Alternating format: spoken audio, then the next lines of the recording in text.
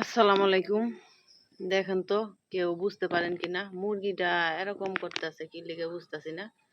এই যে চোখের এদিক দিয়া মাথার এদিক দিয়ে পুরা লাল, কেমন জানি ওই যে মাথার ভিতরে যন্ত্রণা করে নাকি বুঝতেছি না।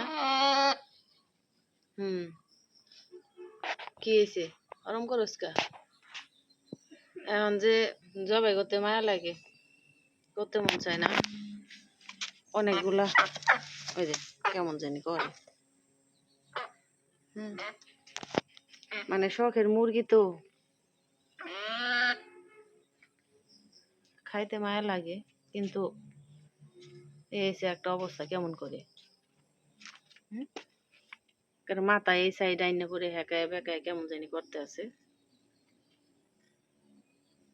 কি হইলো বুঝতেছি না বিষয়টা, রোগটাও ধরতে পারতাছি না। কোনো বিষাক্ত পোকামাকড় খাইছে কিনা সেটাও তো বুঝতেছি না। অসুস্থ হইলে তো আর এরকম থাকতো না, 4-5 দিন ধরে এরকম মনে কোনো বিষাক্ত পোকামাকড় খাইছে। যা যা যা, মনে হয় কোনো বিষাক্ত পোকাই খাইছে, আমার মনে হইতেছে আর কি।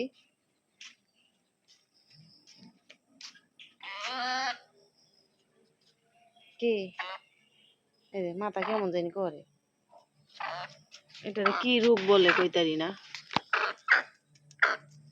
ঘুরায় ঘুরায়, আজকে দিনে কয়েকবার মাথায় পানি দিয়ে দিছি। মাথা প্রচন্ড গরম, অনেক গরম মাথা। বুঝতেছি না এটা কিসের অসুখ। আর এদিক দিয়ে সন্ধ্যা হয়ে গেছে, এখনো সোয়াবিন উঠাই নেই। হ্যাঁ রে, অল্প কটা সোয়াবিনের ভিতরে এতগুলা আবর্জনা বাইর হইছে। এগুলা ভিজা ভিজা রইছে। আম সত্তা দিছি, আম সত্তার ভিতরে ময়লা পড়ে রয়েছে। এগুলা এখন ঘরে নিয়ে যাইতে কইব, নাইলে যে বৃষ্টি। আল্লাহ আল্লাহ, আজকে বেশি একটা রোদ ওড়ে না, উঠলে তাও একটু রোদে মধ্যে দিয়া শুকাই থোয়া যাইতো। ওগুলা ঘরে নিয়ে না রাখলে যেই বৃষ্টি নাই,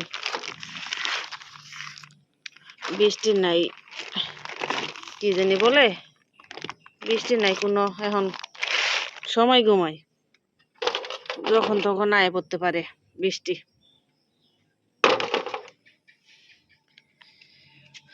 এগুলা 2 হাতে উঠাই নিতে হইব। কি যে করি মুরগিটা এই নিয়ে তো একটু মহা যন্ত্রণার মধ্যে পড়লাম, টেনশনও পড়লাম। কেমন করে এরকম করলে ভাল লাগে? শখের মুরগি, গলা চুলা মুরগি, ছেলের অনেক শখের। এরকম 2-3টা গলা চুলা খাই লাইছি, কেমন করি।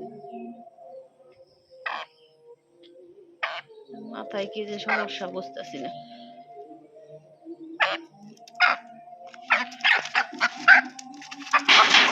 এমন গুল্লা গুল্লা গুল্লাই কেমন জানি করে, আর 4-5 দিন থেকে এরকম অবস্থা।